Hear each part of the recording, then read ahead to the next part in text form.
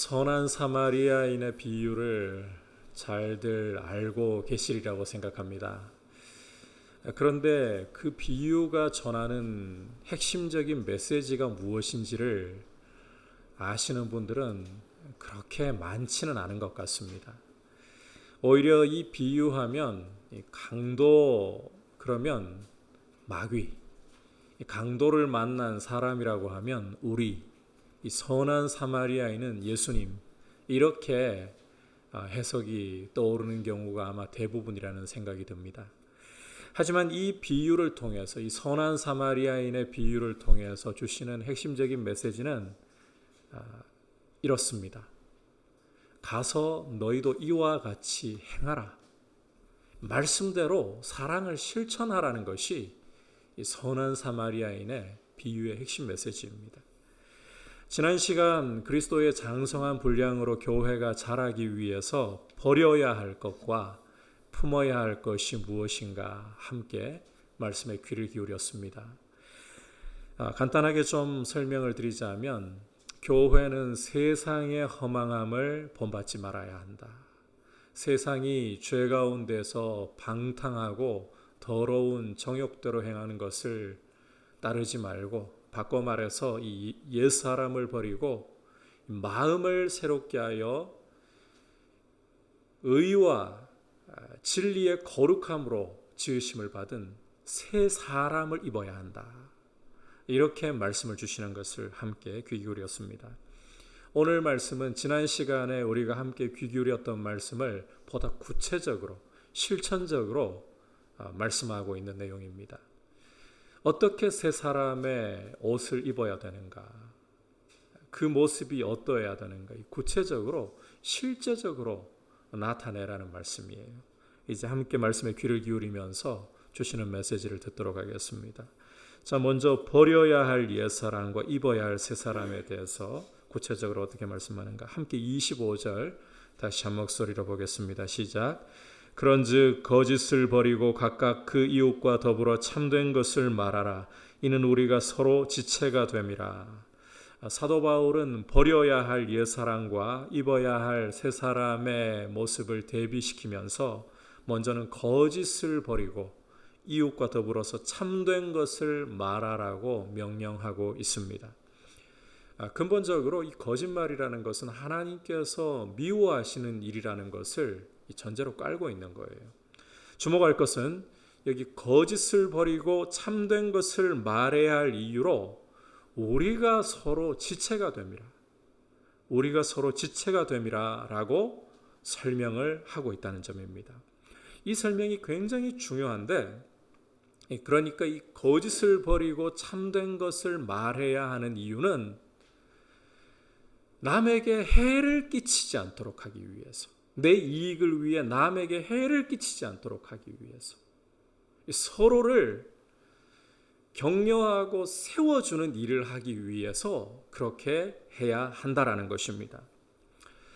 간혹 진실을, 참된 것을 말한다고 해서 액면가대로 사람들에게 다 말해 주어야 한다, 이렇게 생각하는 경우들을 볼 때가 있습니다. 진실을 말해야 되니까, 참된 것을 말해야 되니까 액면가대로 있는 대로 다 말해줘야지. 하지만 기억하실 것은 그런 말들은 경우에 따라서 오히려 무지하고 잔인한 말도 될 수 있다. 심지어 사람을 죽이는 말도 될 수 있다라는 것을 우리가 염두에 둘 줄도 알아야 됩니다. 왜냐하면 이 세상이 죄 가운데 있는 세상이고 흑백 논리로만 설명을 할 수 없는 요소들이 너무나도 많기 때문입니다. 예컨대 여호수아 2장을 보시면 이스라엘이 정탐꾼 두 사람을 보내어 가지고 이제 이 요단강을 건너서 이 가나안 땅을 정복할 준비를 하잖아요.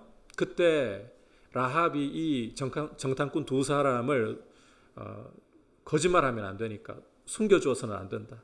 추격하는 이 여리고 병사들에게 있는 대로 사실을 다 말해줘야 된다. 이렇게 했더라면 어떤 일이 벌어졌겠습니까? 그 경우에는 이 라합은 하나님 편에 서지 않는 거예요. 액면가대로 말하는 게 참말이고 진실이라고 이 정탐꾼들을 여리고 병사들에게 그냥 넘겨주는 그런 말을 했더라면 하나님 편에 서는 게 아니에요. 그건 이스라엘을 대적하는 것이에요. 그렇게 되었다면 우리가 알고 있는 라합은 메시아의 족보에 오를 수 있는 여인이 되지 못했다는 것입니다. 이처럼 이 거짓을 버리고 참된 것을 말하라는 이 명령은 무조건 있는 그대로 사실을 액면가대로 말하라, 이런 의미를 갖고 있는 것이 아닙니다. 액면가대로 말하다가 오히려 어리석고 이 무지하게 사람을 죽이는 길로도 갈 수 있다라는 것입니다. 그러니까 이 사도 바울이 거짓을 버리고 참된 것을 말하라는 이 말씀 외에도 우리가 서로 지체가 됨이라, 이 설명을 덧붙이고 있는 거예요. 여러분, 이 설명을 드린다고 해서 거짓말을 조금이라도 지지한다, 이런 오해를 하지 마셔야 됩니다. 거짓말은 근본적으로 하나님이 미워하시는 잘못된 죄입니다. 하지만 이 세상이 죄악 세상이고 흑백 논리로만 설명할 수 없기 때문에 참말을 한답시고 액면가대로만 말하는 것도 무지하고 어리석고 사람을 죽이는 일이 될 수 있다라는 거예요. 그래서 거짓을 버리고 참된 것을 말하는 여기에다가 우리가 서로 지체가 됩니다. 진실을 말하더라도 서로를 배려할 줄 알아야 된다는 거예요. 내가 말하고 있는 대상이 어떤 사람인가, 어떤 상태에 있는가, 이걸 배려할 줄 아는 것이 제대로 올바른 말을 하는 것이다. 여러분, 우리가 거짓을 미워하고 참된 말을 할 때에도, 진실을 말할 때에도 상대방을 배려할 줄 아는, 서로를 세워줄 줄 아는 이런 말을 할 수 있도록 우리 자신의 입술에 은혜 주시기를 주님의 이름으로 축복합니다. 서로를 세우는 말을 하라. 자, 계속해서 26절, 27절 함께 또 읽도록 하겠습니다. 시작. 분을 내어도 죄를 짓지 말며 해가 지도록 분을 품지 말고 마귀에게 틈을 주지 말라. 자, 계속해서 바울은 버려야 할 옛사람의 모습 중에 이 분노의 문제를 다루고 있습니다. 분노. 주목할 것은 바울은 아예 분노하지 말라고 말씀하지 않고 이 분을 내어도 죄를 짓지 말라, 그리고 해가 지도록 분을 품지 말라, 이렇게 명하고 있다는 사실입니다. 우리 감정이라는 것은 이 옳고 그름보다는 우리가 원치 않는 일, 우리가 싫어하는 일을 당하면 분노로 끌어오르는 경향이 있습니다. 이런 경우에 이 분노를 그냥 내버려 두잖아요. 우리 눈을 가리게 되고 파괴적으로 흘러갑니다. 이런 분노는 여러분 살인으로 이어지는 죄입니다. 비록 우리가 칼을 든다든지 사람을 죽일 도구를 든다든지 그렇게 해서 사람을 죽이지 않아도 우리 마음으로 살인으로 이어지는 일을 하게 되는 거예요. 분노는 근본적으로 이 감정이 폭발해서 일어나는 분노는 근본적으로 잘못된 것입니다. 자, 그렇다고 해서 우리가 이 모든 분노를 다 싸잡아 가지고 다 잘못되었다, 이렇게 몰아가서는 안 돼요. 왜냐하면 하나님은 죄와 악에 대해서 분노하시는 분이고, 우리가 하나님의 자녀라면 하나님이 미워하시는 것에 대해서 분노할 줄 알아야 하기 때문입니다. 죄와 악에 대해서 분노할 줄 알아야 된다는 거예요. 여러분, 분노하고 오히려 사람을 죽였는데 칭찬을 받고 복을 받았던 경우를 성경에서 읽어볼 수가 있죠. 그 대표적인 경우가 비느하스라는 사람입니다. 이스라엘이 광야 40년 생활을 마무리할 즈음에 큰 사건이 하나 터져요. 어떤 사건인가 하면 이 발람이라는 술사의 꾀를 따라 가지고 미디안 여인들이 이스라엘 남자들을 유혹해 가지고 음행을 저지르게 하고 우상 앞에 절하게 하는 소위 바알보올 사건이 터지는 거예요. 이 사건 때문에 하나님이 굉장히 진노하셨습니다. 거룩해야 할 백성이 음행을 저지르고 우상에게 절함으로 우상에게 종속되어 버렸으니까 굉장히 분노하셨어요. 그런 상황에서 이제 하나님이 가담자들을 처벌하라고 모세에게 명하셨고, 가담자들을 죽이라는 명령이 내려와 가지고요, 온 이스라엘 백성이 장막 문 앞에 서 가지고 울고 있는 상황이었습니다. 그런데 시므온 지파의 지도자 중에 한 사람인 시므리라는 사람이 미디안 여인의 손을 잡고 유유히 백성 사이를 지나서 자기 장막으로 들어가는 거예요. 이걸 보고 제사장이었던 비나스가 분노로 일어나가지고 창을 들고 따라가서 두 사람을 한 창으로 꿰뚫어 버렸습니다. 분노로 사람을 살인한 겁니다. 그런데 하나님께서는 비나스에게 너는 왜 분노를 참지 못하고 아무리 지금 상황이 심각하기로서니 그렇게 사람을 죽였느냐 책망하지 않으셨습니다. 아니 오히려 비나스 너는 나의 분노로 분노했고 옳은 일을 했다. 칭찬을 하시면서 복을 주셨어요. 하나님의 분노로서 죄를 미워하고 공동체를 무너뜨릴 죄를 제거하려고 하는 거, 이거 하나님이 옳게 보신다는 거예요. 따라서 모든 이 분노가 다 잘못되었고 무조건 분노하지 않는 것이 믿음이 좋은 것이다, 이렇게 생각해서는 안 된다는 거죠. 그냥 오냐 좋은 게 좋은 거다, 이건 옳은 게 아닙니다. 죄에 대해서 하나님이 미워하시는 일들에 대해서는 우리도 분노할 줄 알아야 되는 것입니다. 26절과 27절에서 이 분노에 대해서 말씀하는 것도 감정이 주체할 수 없이 폭발하는 잘못된 분노를 이야기하는 게 아니에요. 기본적으로 그런 분노는 죄악이고 잘못되었다는 것은 전제로 이미 깔려 있는 것이고, 오히려 이 26절, 27절에서 말씀하는 분노는 의로운 명분을 가지고 있는 분노. 우리가 옳은 일 때문에 옳은 일을 위해서 분노하는 것이라고 보는 것이 타당합니다. 하지만 여기에서 한 가지 주의할 점이 있는데, 사도 바울은 잘못된 분노야 두말할 것도 없고 의로운 명분을 가지고 있는 분노라 할지라도 이 분노라는 감정을 그냥 계속 품고 방치해서는 안 된다라고 강조하고 있다는 점입니다. 여러분, 이 분노라는 감정은 아무리 의로워도 아무리 옳아도 우리가 그것을 품은 채로 방치해버리면 순식간에 변질이 일어날 수 있어요. 왜냐하면 우리 안에는 이 죄성이라는 게 있어요. 따라서 분노라는 감정을 그냥 처음에는 옳은 걸로 시작을 했어도 그냥 방치를 해버리게 되면 이 분노는 우리의 죄성과 결탁을 해가지고 한순간 잘못된 미움으로, 살인으로 변질되어 버린다는 거예요. 실제 그런 일들이 종종 일어나곤 하잖아요. 가정에서 자식이 참 예의 없이 버릇 없이 하지 말아야 할 일들을 했을 때 부모는 분노하고 자식을 꾸중하고 때에 따라서는 체벌을 할 수도 있잖아요. 그런데 여러분, 자식을 올바른 길로 이끌려고 매를 들고 꾸지람을 했던 것인데 이거 가만히 계속 분노를 내버려 두게 되면 그 분노가 과연 옳은 분노로 머물러 있던가요? 나중에는 그 문제 아니라도 계속 자식한테 짜증내잖아요.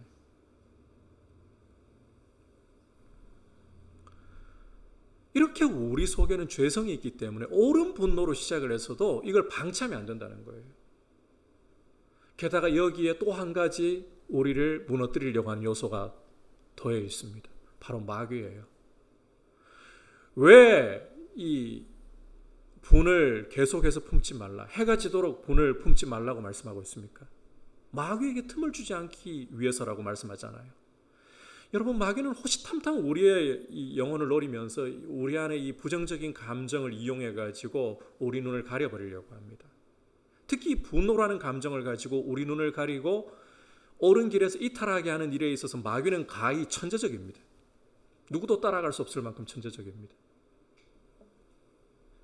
따라서 분을 품더라도, 분노를 가지더라도 이 방치하지 말고 절대로 하루 해를 넘기지 않도록 해야 된다는 거예요.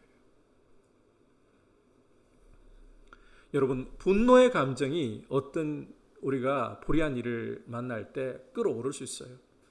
이 감정 자체가 끌어오르는 것은 어떻게 할 수 없어도 이 올라온 감정이 우리 삶을 지배하도록 눈을 가리게 내버려 두지는 말자는 것입니다. 여러분, 이 감정을 다스리기 위해서, 이 분노라는 감정을 다스리기 위해서는 우리 힘으로 안 돼요. 해보면 판판이 넘어지잖아요. 하나님의 말씀으로 다스려야 되는 거예요. 하나님의 말씀을 계속해서 우리 마음에 채우고 이 말씀을 묵상하다 보면 감정이 끌어오를 때 말씀이 이 성령께서 생각나게 하시거든요.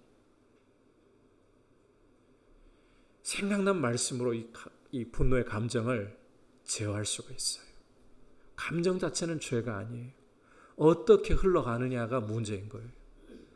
분노를 방치하지 말고 하나님의 말씀으로 이 분노를 다스릴 수 있도록, 그래서 우리 삶이 파괴적으로 흘러가지 않도록 힘쓸 수 있기를 축복합니다.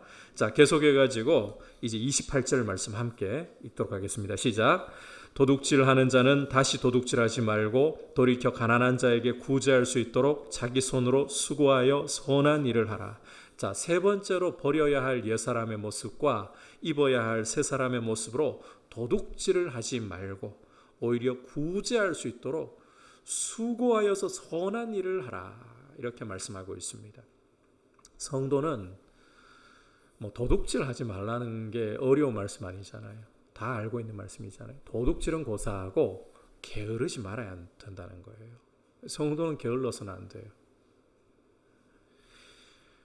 오히려 부지런히 자기 손으로 수고를 하고 수고에 땀을 흘린 열매로 먹을 수 있는, 근데 자기 배를 불리는 것이 목적이 아니라 남을 도울 수 있는 사람이 되어야 한다. 이게 새 사람을 입은 모습이라는 겁니다. 여러분, 절대로 성도는 그저 놀고 먹으려고 해서는 안 됩니다.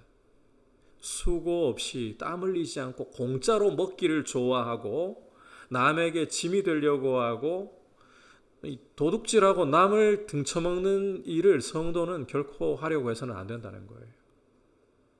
성도의 합당한 모습이 아닙니다. 데살로니가 후서에서 사도 바울은 일하기 싫어하거든 심지어 어떻게까지 말씀합니까? 먹지도 말게 하라. 그 정도로 이 성도는 자기 손으로 수고하고 노동할 줄 알아야 된다는 거예요. 여러분, 이 노동이라는 것이, 일이라는 것이 원래 창조 때부터 하나님께서 인간에게 주신 하나의 선물이에요. 이 일을 한다는 것, 노동을 한다는 것은 굉장한 축복입니다. 그래서 사람이 오히려 아무 일 하지 않고 그냥 놀고 먹으면 인생 재밌고 편하겠지, 안 그래요. 오히려 땀을 흘려 수고할 때에 인생에 이 보람이 있어요. 왜? 하나님이 그렇게 사람을 지으셔서 사람에게 죄를 짓기 전부터 맡겨주신 일이기 때문에, 죄가 들어와가지고 이 노동의 일에 땀이 흘러야 되고 고통이 따르고 이 어려움이 더해진 것이 문제일 뿐이지, 노동 자체라는 것은, 사람이 수고하고 땀 흘려 일하는 것은 참 복된 것입니다. 성도는 땀 흘려서 일하면서 그렇게 수입을 얻고 그것으로 남을 도울 수 있는 사람이 되어야 한다. 이게 새 사람의 실제적인 모습이다. 자, 계속해서 네 번째로 버려야 할 옛 사람의 모습과 입어야 할 새 사람의 모습, 29절이 보여주고 있죠. 같이 읽겠습니다. 시작.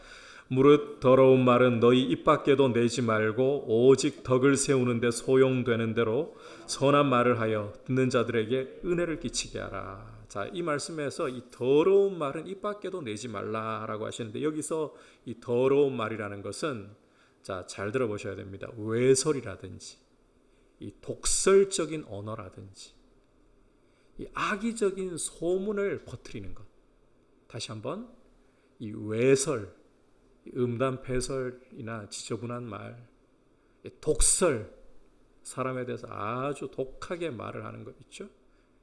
그리고 악의적으로 나쁜 소문 퍼뜨리는 것, 이런 말이 더러운 말이라는 거예요. 이런 말을 버려야 된다. 우리가 이 첫 번째 버려야 할 옛사람의 모습에도 말이 포함되어 있었잖아요. 거짓말, 특히 남을 해하려고 하는 거짓말을 버려야 된다.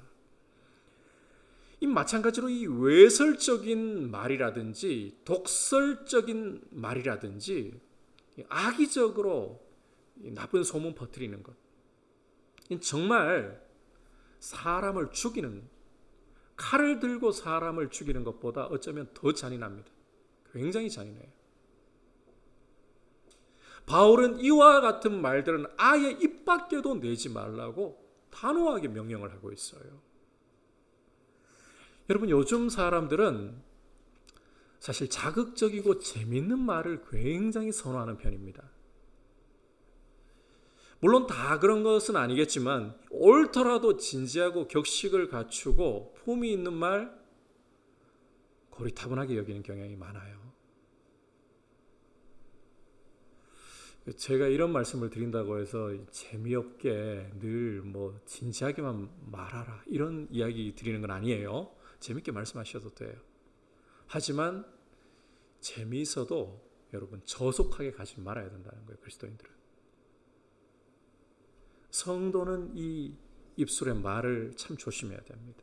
더러운 말은 입 밖에 내지 않도록 이 입술에 재갈을 물릴 줄 알아야 되는 거예요. 오히려 성도는 적극적으로 은혜를 끼치는 말, 어떻게 하면 덕을 세울까, 선한 말을 하고 사람을 살릴 수 있을까, 이걸 고민해야 되는 거예요. 다시 말해서 위로하고 격려하고 용기를 돋는 그런 말을 해야 된다는 것입니다. 여러분, 성경은 말의 중요성을 유난히 강조합니다. 오죽하면 주님이 강림하셔서 사람들을 심판하실 때에 사람들이 한 말을 따라서 심판할 것이라고까지 강조하고 계십니다. 그리고 야고보 장로님은 이 말을 내는 우리 세치혀에 대해서 이 혀를 가리켜서 불이요, 불의의 세계라, 불이라고, 불의의 세계라고, 그리고 우리 생의 수레바퀴를 살라버린다고까지 말씀을 하고 있습니다. 그만큼 말이 중요하기 때문에 이 혀를 잘 다스리고 이 덕을 세우고 은혜를 끼치기 위한 말을 힘써야 된다는 거예요. 그게 새 사람의 모습이라는 거예요. 자, 그렇다면 어떻게 해야 우리의 이 혀를 제어하고 말을 잘 통제할 수 있을 것인가? 야고보 장로님은 온갖 이 들짐승이며 날짐승이며 바다의 물고기라도 길들일 수 있는데 절대로 길들여지지 않는 것이 하나 있다. 그게 뭐라고 말씀했습니까? 바로 우리의 혀라고 말씀했는데 어떻게 이 혀를 길들인단 말입니까? 여러분, 사람은 불가능하지만 하나님은 가능하십니다. 자, 그렇다면 하나님이 어떻게 우리 혀를 길들이게 하시는가? 두 가지 방법이에요. 이게 떨어져 있는 건 아니고 맞물려 있어요. 첫 번째로는 주님의 말씀대로 우리 마음에 가득한 것을 혀가 입술을 통해서 밖으로 내뱉는 거예요. 따라서 우리 마음이 하나님의 이 생명의 말씀으로, 진리의 말씀으로 가득 차게 해야 돼요. 간단히 말씀을 묵상하라는 거예요. 말씀을 우리 마음에 채우고 계속해서 말씀을 묵상하다 보면 우리 혀가 속에서, 이 마음에서부터 올라오는 말을 하기 시작하는 거예요. 여러분, 성도는 마음을 비우면 안 됩니다. 그 마음 수련이라든지 이런 걸 강조하는 단체에서는 마음을 비워야 된다. 아니에요. 마음 비우면 안 돼요. 그 자리에 악한 것이 들어와요. 성도는 오히려 마음을 채워야 돼요. 하나님의 말씀으로 채워야 돼요. 말씀으로 가득 차면 입을 열면 말씀이 나오는 거예요. 그렇게 가야 되는 거예요. 두 번째로는, 자, 오순절 성령께서 강림하셨을 때 제자들에게 나타난 일이 무엇이었습니까? 방언이 터졌죠. 그런데 우리가 방언이 터졌다고만 생각하시면 안 돼요. 사도행전 2장을 읽어보시면 성령이 말하게 하심을 따라 말했다. 이걸 주목해야 돼요. 그게 방언이었어요. 방언 자체보다 더 중요한 것은 성령이 말하게 하심을 따라 제자들이 말했다는 거예요. 다시 말해서 통제되지 않는 혀가 성령이 충만하게 임하셨을 때 통제되기 시작하고 성령이 말하게 하심을 따라 하나님의 큰일이신 예수 그리스도를 선포하기 시작했다는 거예요. 따라서 우리 혀가 통제되려면 성령으로 충만해야 된다는 거예요. 여러분, 이 말씀과 성령님은 맞물려 간다고 했죠. 분리시키면 안 돼요. 마음을 말씀으로 충만하게 채운다는 것은 성령 충만을 이야기하는 거예요. 성령 충만하시기를 사모하고 날마다 말씀을 계속해서 가까이 하고 묵상하면서 성령께서 이 말씀을 사용해서 내 언어 생활을 변화시키시도록 내 혀를 통제해 주시기를 구하시기를 축복합니다. 여러분, 오늘 이 옛 사람을 버리고 새 사람을 입으라는 말씀의 이 구체적인 이 사도 바울이 구체적인 말씀들을 하잖아요. 어떻게 보면 우리가 몰라가지고 이 말씀이 너무 어려워가지고 실천 못할 것이다, 그런 거 아닙니다. 들으면 이미 알고 있는 내용이고, 이런 부분은 새롭긴 새롭구나. 말을 하더라도 진실이라는 게 액면가대로만 말하는 게 아니라 상대방을 배려할 줄 알고 상대방을 세우는 말을 진실이라고 하는구나. 이런 부분에서는 새로운 통찰력들이 생길 수 있겠죠. 그런데 오늘 말씀에서 진짜 중요한 것은 선한 사마리아인 비유를 제가 이 말씀을 전하면서 이야기한 게 실천이 중요하다는 거예요. 실천이 중요한 말씀입니다. 그런데 이 오늘 말씀을 우리가 100% 순수하게 실천해낼 수 있느냐, 완벽하게 실천해낼 수 있느냐, 이게 또 안 돼요. 이 죄악 세상을 살아가면서 우리는 계속 죄로 오염되면서 갈 수밖에 없어요. 그러면 여러분, 안 된다고 좌절하시겠어요? 하나님 원하시는 거 그게 아닙니다. 우리가 넘어질 것 알고 계십니다. 하지만 그럴 때에는 십자가 앞에 나아가 우리의 죄와 우리의 연약함을 아뢰고 또 일어나서 이 말씀대로 살기로 결단하고 순종의 발걸음을 내딛는 게 중요한 거예요. 그렇게 하나님 앞에 자신을 드릴 수 있기를 축복합니다. 구체적으로 말씀을 실천해야 돼요. 성경은 모호하지 않습니다. 자, 그렇다면 이렇게 이제 옛사람을 버려야 할 강력한 동기가 무엇인가 한번 따라합시다. 성령을 근심하게 하지 말라. 자, 30절을 보시면 하나님의 성령을 근심하게 하지 말라. 왜? 그 안에서 너희가 구속의 날까지 인치심을 받았기 때문이라고 말씀하고 있습니다. 바로 이 말씀이 우리가 옛 사람을 벗어 던져버리고 새 사람을 입어야 할 강력한 동기가 된다는 거예요. 여러분, 하나님 아버지께서, 우리 주 예수 그리스도께서 우리에게 성령님을 보내주셔서 우리 안에서 우리와 함께 영원토록 거하시게 하셨습니다. 절대로 우리를 버리지 않으십니다. 이 성령님이 우리가 하나님의 자녀가 되었고 하나님 나라 백성이 되었다는 것을 보증하고 계시는 분입니다.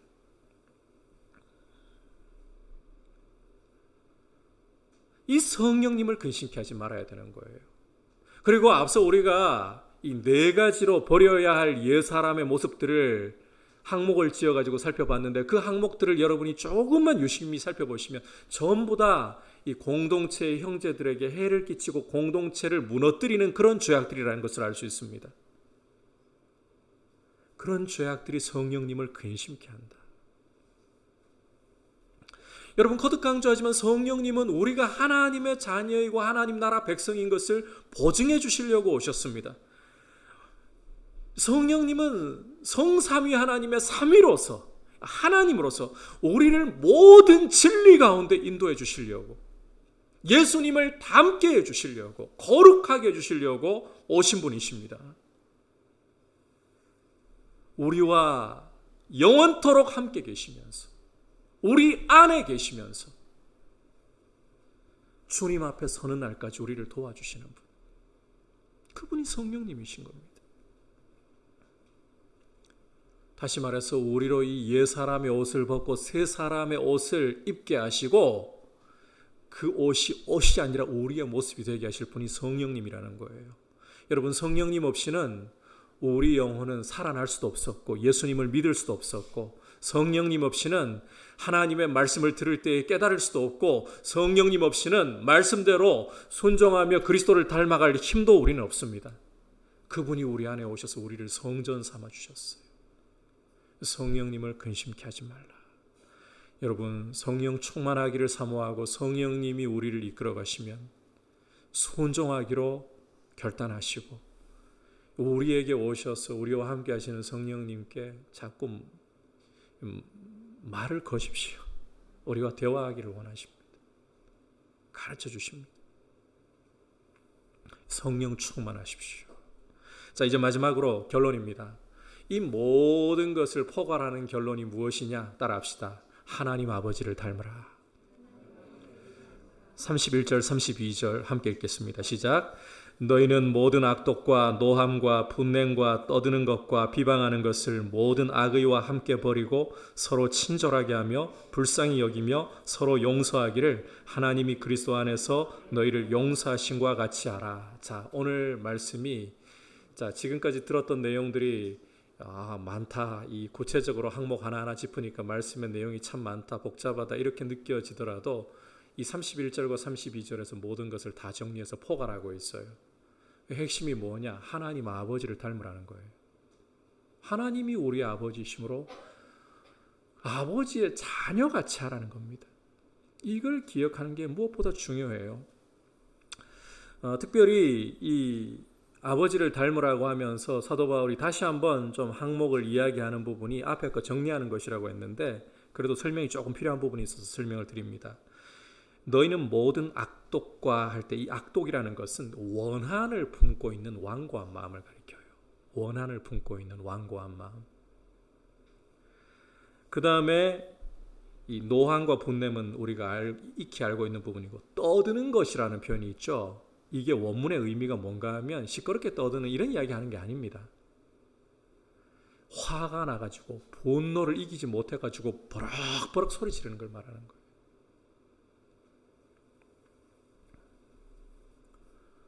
이런 모습들을 버리고, 앞서 이야기했던 부분들을 버리고 결국은 적극적으로 친절하게 불쌍히 여기며 서로 용서하기를. 여러분, 서로 친절하고 서로 불쌍히 여기고 용서하는 게 어디서 본 모습입니까? 그리스도 안에서 하나님 아버지께서 우리에게 보여주신 모습이에요. 십자가로 우리에게 보여주신 모습이에요. 그래서 이 서로 친절하게 하고 불쌍히 여기고 특히 용서하는 것은 하나님 아버지의 모습을 본받는 것이고 하나님 아버지의 모습을 드러내는 모습이라는 거예요. 모든 말씀들이 이 우리 마음에 다, 뇌리에 다 기억이 나지 않는다 할지라도 하나 기억할 것은 하나님 아버지와 같이 하자. 이것을 우리 가슴에 새겨야 된다는 겁니다. 이것만큼은 절대 잊어버리시면 안 돼요. 하나님 아버지의 자녀같이 하자. 여러분, 이게 교회가 어떤 것보다도 중요하게 여겨야 할 모습입니다. 교회는 이 기준을 가져야 돼요. 자, 어떤 기준이냐? 내 말과 행동이, 나의 마음으로 품는 생각이 하나님 아버지를 닮았느냐? 십자가의 아들을 내어주신 그 하나님 아버지를 닮았느냐? 또 한 가지는 내 말과 행동이, 나의 생각이 거룩한 공동체를 덕을 끼치면서 세우려고 하는 것이냐? 이것이 우리 마음에 남아서 우리의 말과 행실을 비추어 본다면 여러분, 우리의 모습이 더 교회다워질 수밖에 없습니다. 우리 한국 교회의 실패는 시대가 변해서 실패하는 거 아닙니다. 지금 우리 한국 교회의 실패는 세상이 변해서 실패하는 게 아닙니다. 우리가 교회다움을 잃어가기 때문에 실패하고 있는 것입니다. 다시 근본적인 질문으로 돌아가야 돼요. 교회가 무엇일까? 교회는 하나님 아버지를 닮아야 돼요. 교회는 서로의 덕을 세우기 위해서, 서로를 살리기 위해서 하나 되게 하는 모습이어야 한다는 겁니다. 이 기준을 가지고서 우리가 옛사람을 버리고 새 사람을 입는 실천적인 모습으로, 이 머리만 굵은 그리스도인이 아니고요, 실천적인 모습으로 세상에게 다시 한번 새로운 충격을 줄 수 있는 거룩한 교회로 서기를 사모하고, 이런 모습으로 회복이 일어나고, 이게 진짜 제대로 부흥이 일어나야 할 불씨예요. 그런 모습으로 우리 한국교회를 다시 주님이 세워주시기를 원하고 축복합니다. 여러분, 강조하지만 하나님은 우리를 머리만 큰 그리스도인으로 부르시지 않았습니다. 실천입니다. 선한 사마리아인의 비유가 강조하는 것은 너도 가서 이와 같이 행하라. 사랑의 실천입니다. 세 사람은 하나님 아버지를 닮고 하나님 아버지 닮은 모습을 드러내는 실천에 있는 것입니다. 이런 모습으로 우리 자신을 드릴 수 있기를 축복합니다. 이제 말씀을 생각하면서 함께 찬송가 315장 내 주 되신 주를 참 사랑하고 같이 고백드리겠습니다.